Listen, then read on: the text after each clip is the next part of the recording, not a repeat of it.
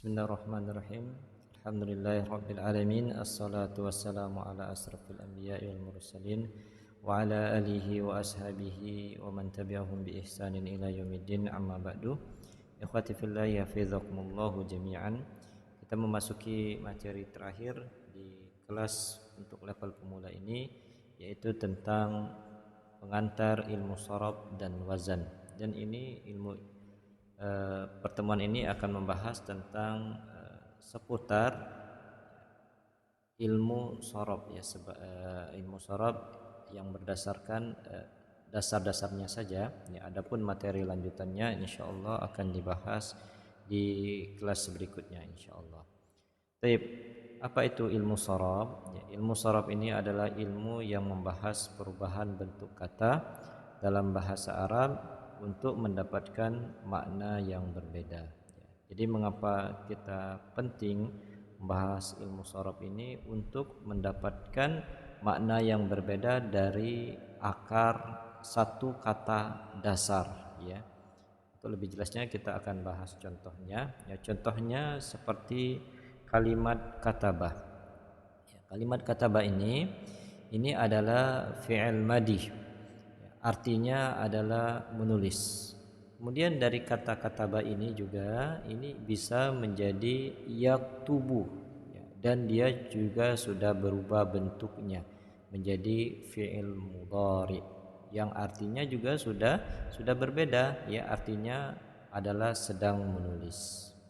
Kemudian juga dari kata kataba ini bisa menjadi katibun ya, yaitu dia penulis, dan dia juga sudah merubah menjadi bentuknya sebagai fa'il ya. Dan bisa juga menjadi objek seperti maktubun ya, yang ditulis. Bisa juga menjadi fi'il amar, tulislah ya. Maka ini ilmu-ilmu perubahan kata ini kita pelajari dalam ilmu sharaf ya. Ini penting juga ya, tidak kalah pentingnya dengan ilmu nahwu.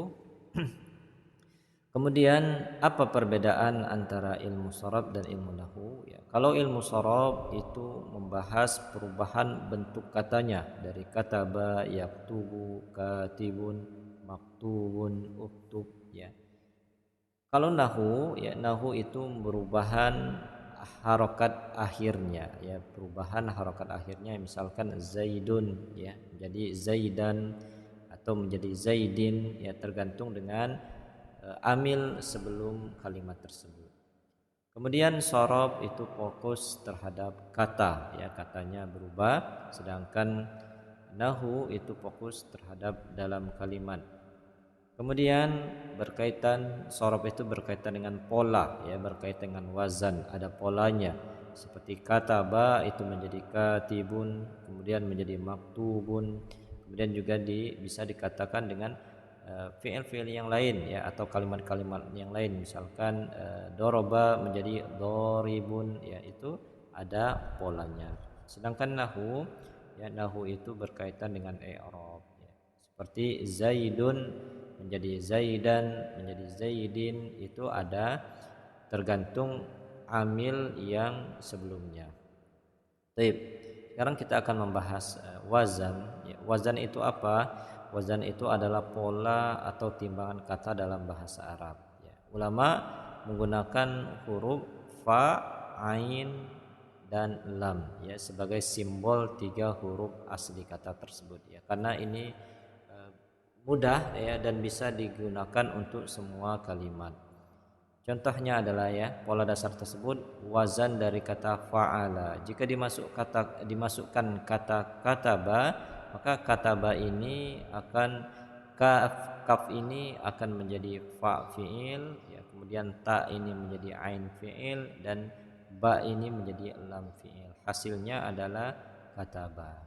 Ya, contoh lain juga seperti tadi ya, doroba. Ya, doroba ini menjadi fa fi'ilnya, ro ini juga menjadi ain fi'ilnya, ba ini menjadi lam fi'ilnya, dan juga kalimat-kalimat yang lain ya seperti jalasa, nasoro ya, mengikuti pola yang sama.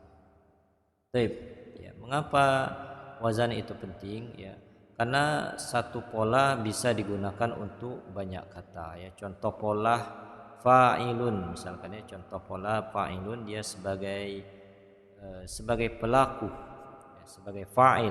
Contohnya kataba itu menjadi katibun ya. Kemudian nasara menjadi nasirun, atau jalasa menjadi jalisun ya. Jalasa dia duduk, maka jalisun dia ya orang yang menduduki ya. Kataba itu artinya menulis, dia telah menulis. Katibun itu penulis ya, atau pengarang kitab, yaitu katib.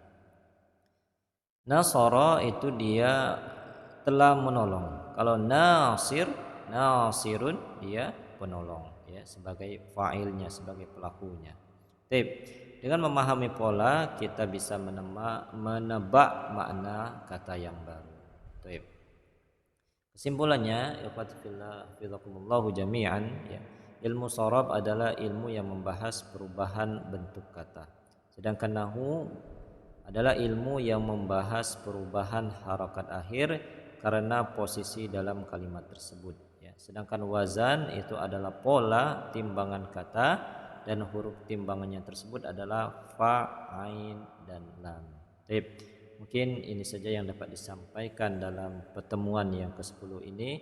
Mudah-mudahan bermanfaat. Barakallahu fikum jami'an. Wa sallallahu ala nabiyyina Muhammadin wa ala alihi wa ashabihi wa man tabi'ahum bi ihsanin ila yaumiddin. Wa akhiru da'wana alhamdulillahi rabbil alamin. Assalamu alaikum warahmatullahi wabarakatuh.